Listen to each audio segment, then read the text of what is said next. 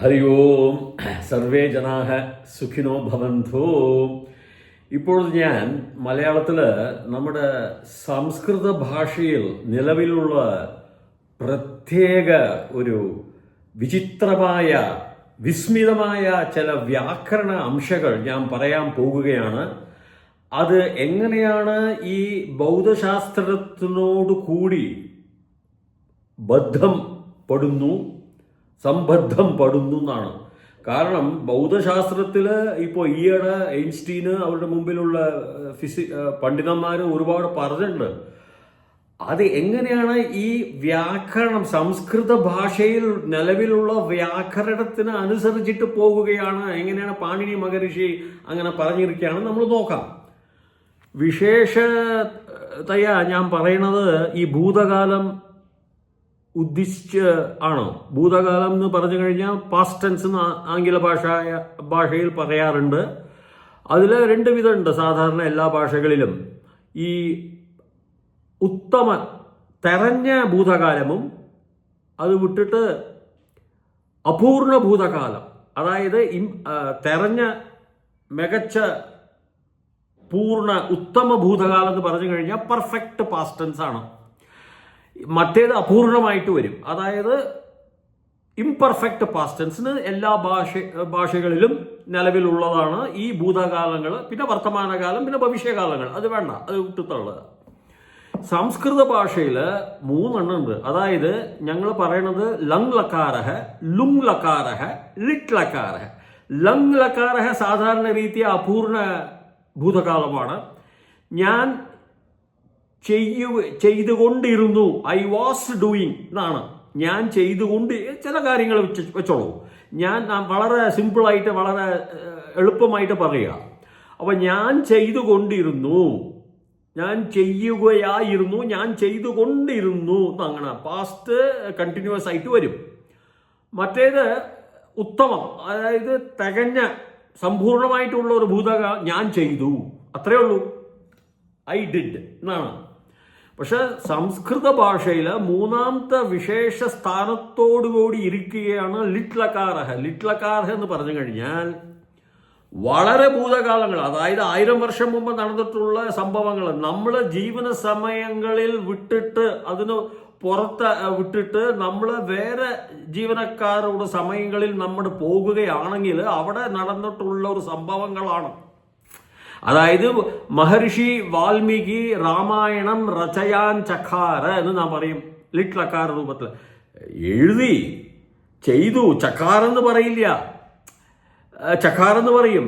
ഇപ്പോൾ ചക്കാരെന്ന് നമ്മുടെ സംസ്കൃത ഭാഷയിൽ സാധാരണ രീതിയിൽ ലങ് ലക്കാരം എന്ന് പറഞ്ഞു കഴിഞ്ഞാൽ അക്കരവം, പിന്നെ മറ്റേത് ലുങ് ലക്കാര അക്കാർഷം, പെർഫെക്റ്റ് അക്കാർഷം, ഐ ഡിഡ് എന്നാണ്. ആ രൂപങ്ങളുണ്ട് സംസ്കൃത ഭാഷയിൽ. സാധാരണ എല്ലാ ഭാഷകളിലുള്ള രൂപങ്ങളുണ്ട്. ലങ്കൻ ലുങ് ലക്കാര. ലിറ്റ്ലക്കാര എങ്ങനെയാണെന്ന് ഞാൻ പറഞ്ഞു തരാം വിശേഷിച്ച്. അപ്പോൾ നമ്മുടെ ശരീരം, നമ്മുടെ ജീവന സമയങ്ങളിൽ ഇല്ലാതെ അത് ഒഴിവാക്കിയിട്ട് അത് കൂടാതെ ഉള്ള സംഭവങ്ങൾ, പഴയ പണ്ട് നടന്നിട്ടുള്ള സംഭവങ്ങളെ നിർദ്ദിഷ്ടിക്കുകയാണ് ഈ ലിറ്റ്ലക്കാര രൂപം. അതിനെ കുറിച്ചിട്ടാണ് പറയണം അവർ. അപ്പോ നമ്മൾ എന്ത് പറയുകയാണെങ്കിൽ ലിറ്റ്ലക്കാര രൂപം അതിന് ഉദ്ദേശിച്ചാണ് പാണിനി മഹർഷി എഴുതിയിട്ടുള്ളത്.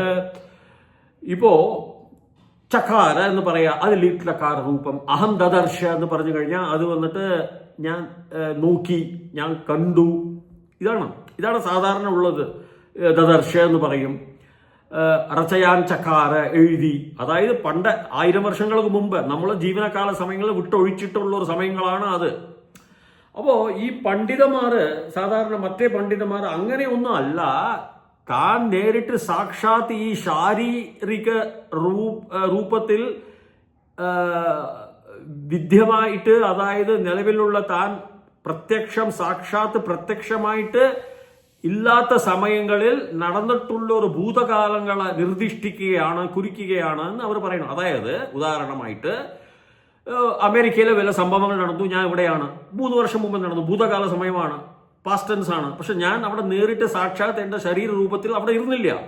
അപ്പൊ അതാണ് ലിറ്റിലക്കാരൻ, ബാക്കിയൊന്നും പ്രത്യേകിച്ച് ഒന്നും അല്ലാന്ന്. അപ്പോൾ ഞാൻ ചോദിക്കണത്, എങ്ങനെയാ ഈ ഉത്തമ പുരുഷം, മധ്യമ പുരുഷം, പ്രഥമ പുരുഷം, first person, second person, third person, ഉത്തമ പുരുഷത്തിലെ ഞാൻ അഹം ചകാര എങ്ങനെയാ വരിക? അപ്പൊ എന്റെ ശരീരം അവിടെയും ഇല്ല, 2 വർഷം മുമ്പ് അവിടെയും ഇല്ല. അപ്പൊ അഹം ചകാരം എങ്ങനെയാ വന്നു? എന്റെ ശരീരമില്ലല്ലോ. ഞാൻ കാണാത്ത നടന്ന സംഭവങ്ങൾ കുറിക്കുകയാണെങ്കിൽ ഞാൻ കണ്ടിട്ടില്ല. പക്ഷെ അഹം ചക്കാര ഞാൻ ചെയ്തു എന്ന് ലിറ്റിലക്കാര രൂപത്തിൽ എങ്ങനെയാ വരിക? അഹം അക്കരവം, ഓക്കെ, ഐ വാസ് ഡൂയിങ്. അഹം അക്കാരിഷം, ഓക്കെ, ഐ ഡിഡ്. അപ്പോൾ ലിറ്റിലക്കാര രൂപം പ്രത്യേകിച്ചിട്ട് ഉത്തമ പുരുഷ രീതിയിൽ, ഉത്തമ പുരുഷ പ്രഹാരം നമ്മൾ എങ്ങനെയാ ഉപയോഗിക്കുക? അപ്പൊ അതാണ് അതിന്റെ വിചിത്രം. അതായത് പൂർവകാലങ്ങളിൽ ഋഷിയന്മാർ, അതായത് ഋഷികള് ജ്ഞാനദൃഷ്ടി ഉണ്ടായിരുന്നു. അവർ സാധാരണമായിട്ട് എളുപ്പമായിട്ട് അവർ തമ്മിൽ സംസാരിക്കുകയാണ്. ഞാൻ ചെയ്തു എന്ന് പറഞ്ഞു കഴിഞ്ഞാൽ അവരുടെ പൂർവ്വജന്മങ്ങളിൽ അവർ ചെയ്ത കാര്യങ്ങളാണ് ഈ ജന്മത്തിൽ അവർ പറയണത്. അതായത് പൂർവ്വജന്മങ്ങളിൽ നടന്നിട്ടുള്ള വ്യവഹാരങ്ങള്, സംഭവങ്ങള് കുറിച്ചിട്ടാണ് അവർ സാമാന്യ രീതിയിൽ അവർ സംസാരിക്കുന്നത്. കാരണം അവർക്ക് ജന്മങ്ങൾ അറിയാനായിട്ടുള്ള ഒരു ജ്ഞാനദൃഷ്ടി ഉണ്ടായിരുന്നു. ഇത് ബൗദ്ധശാസ്ത്രം എങ്ങനെയാ വന്ന് matter cannot be created or destroyed. ഒരു സാധനം ഉൽപാദനം ചെയ്യാനും പറ്റില്ല പുതിയതായിട്ട്, അല്ലത് അതിനെ നശിപ്പിക്കാനും പറ്റില്ല. It can only change it's form. അതിന്റെ രൂപങ്ങള്, അത് പരിവർത്തനകള് ചെയ്യാമായിരിക്കും, അത്രയേ ഉള്ളൂ. നമ്മൾ കാണുന്നത് അവൻ മരിച്ചു, ആള് പോയി എന്ന് പറയുന്ന ഒരു സാധനം കെട്ടുപോയി എന്ന് പറയില്ലേ, അത് ശരിക്കും അതിന്റെ രൂപങ്ങള്, അതിന്റെ എലിമെന്റ്സ്, അതിന്റെ അണുക്കള്, അതിന് പരിവർത്തനങ്ങൾ നടക്കും. വേറെ രൂപങ്ങളൊക്കെ അത് മാറിക്കൊണ്ടിരിക്കും, അത്രയേ ഉള്ളൂ. അത് നാശമായിട്ട് സമ്പൂർണമായിട്ട് ഇല്ലായ്മയായിട്ട് വന്നില്ല. അങ്ങനെ ഇല്ലായ്മയായിട്ട് വരികയാണെങ്കിൽ ലോകം ഉണ്ടാവില്ല, എല്ലാം നശിപ്പിച്ച് പോയി കാണും. ഇന്ന് ചന്ദ്രങ്ങളും സൂര്യനുകളും മലകളും ഉണ്ടാവില്ല. അപ്പോ അതാണ് ഋഷികള്, അവർക്ക് ജ്ഞാനദൃഷ്ടി മൂലമായിട്ട് അവർക്ക് അറിയാം എന്റെ പൂർവ്വജന്മത്തിൽ ഞാൻ ചെയ്തത് എന്താണ്. മഹാഭാരതത്തില് പരന്താമ ദമന ഋഷി പറയണു, ഞാൻ എന്റെ പൂർവ്വജന്മത്തില് ഞാനൊരു മാനായിട്ട് ഇരുന്നു, ഞാനൊരു ഹരിണിയായിട്ട് ഇരുന്നു, മാൻ, ഡിയർ ആയിരുന്നു. അങ്ങനെ സാധാരണ രീതിയിൽ മഹാഭാരതം മാത്രമല്ല, നമ്മുടെ വേദശാസ്ത്രങ്ങൾ ആ ജന്മത്തിൽ ആ രൂപമായിരുന്നു, ഈ ജന്മത്തിൽ ഈ രൂപമായിരുന്നു. പണ്ട് ജന്മത്തില് ഞാൻ വന്നിട്ട് വാലി വന്നിട്ട് മരിച്ചില്ലേ, അടുത്ത ജന്മത്തില് ഈ വാലി വന്നിട്ട് അവിടെ കാട്ടിലെ മഹാഭാരതത്തിൽ ഉണ്ടായിരുന്നു. പൂർവ്വജന്മ പാവങ്ങളാണ് അതായത് പാപം ആക്ഷൻ കർമ്മ തിയറിയാണ് നമ്മൾ പറയണത്. അത് അറിയാനായിട്ടുള്ള ഒരു കഴിവ് ഉണ്ടായിരുന്നു നമ്മുടെ ഋഷികളും മുനികളും പൂർവ്വജന്മത്തിൽ. ആ ശാസ്ത്രം ഈയിടെ ഇപ്പോൾ അത് എല്ലാവർക്കും മറന്നുപോയി, ഇല്ലെങ്കിൽ അത് അനുസരിക്കാനായിട്ടുള്ള ഒരു ചിന്തനകളോ വിജ്ഞാനങ്ങളോ അവർ കണ്ടെത്തിയിട്ടില്ല. അതാണ് ഈ സമയത്തിലുള്ള വംശങ്ങൾ, ഈ സമയത്തിലുള്ള വംശങ്ങൾ ആ ശാസ്ത്രം അവർക്ക് പിടികിട്ടിയിട്ടില്ല, കണ്ടെത്തിയിട്ടില്ല. ജ്ഞാനദൃഷ്ടി മുഖാന്തരമായിട്ട് കിട്ടുന്ന പൂർവ്വജന്മത്തിന്റെ ജീവന രഹസ്യങ്ങൾ. അതാണ് ഭഗവാൻ പറയണു. ഭഗവാൻ ഉവാച ഉച്യത്തെ ഭഗവത്ഗീതായാം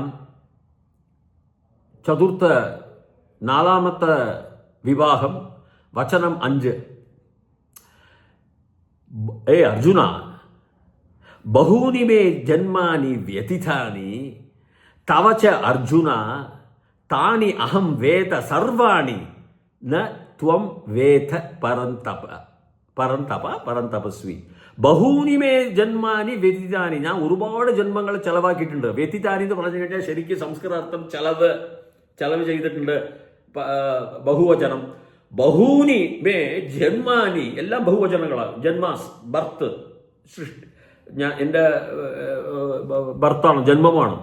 ബഹൂനി മേ ജന്മാനി വ്യതിതാനി തവച്ച, തന്നോട് ജന്മങ്ങൾ ഉണ്ടായിരുന്നു. തവച്ച അർജുന, ഏ അർജുന, താനി അതിന് സമ്പൂർണമായിട്ട്, താനി അഹം ഞാൻ, വേദ എന്ന് പറഞ്ഞു കഴിഞ്ഞാൽ ജ്ഞാനം, അതിൻ്റെ അറിവ്, നോളേജ്.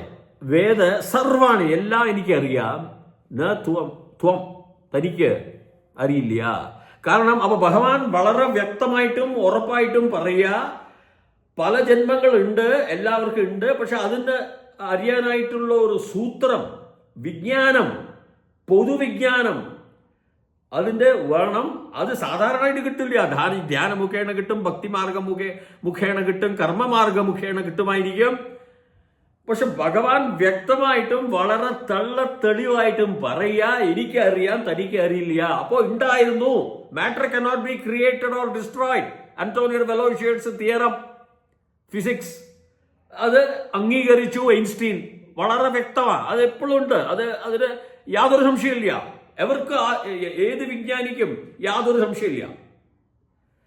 സോ അതാണ് പ്രത്യേകിച്ചിട്ട് ഈ ലിട്ടിലകാര രൂപം പ്രയുജ്യം ചെയ്തിട്ടാണ് നമ്മുടെ ഋഷികള് ഈ സ്ട്രക്ചറിൽ, ഈ രൂപങ്ങളിൽ ലിട്ടിലകാരം, ലംഗ്ലകാരം, ലുംഗ്ലകാര രൂപാണി ഭൂതകാലം ഭൂതകാലത്തിന് ഉള്ളത് സംസ്കൃത ഭാഷയിൽ ഉണ്ടാക്കി അവര് എഴുതി വച്ചിട്ടുണ്ട്. വാക്യകാരം വരരുചിം, ഭാഷ്യകാരം പതഞ്ജലിയും, പാടിനിയും സൂത്രകാരം ച പ്രണതോസ്മി അസ്മി അഹം മുനിത്രയം.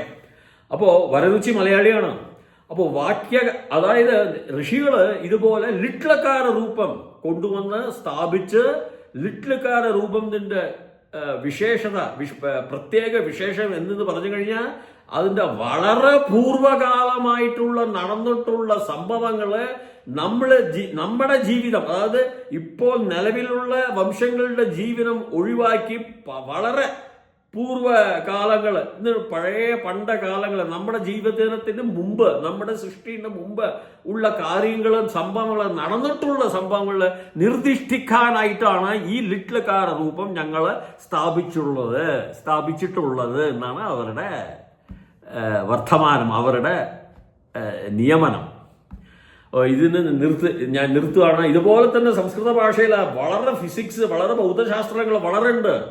അത് വ്യാകരണ രീതിയിൽ അവർ വളരെ തെളിവായിട്ട് സ്ഥാപിച്ചിട്ടുണ്ട്. അതിനെ പറ്റിയിട്ട് മേലും നമ്മൾ പറയാം.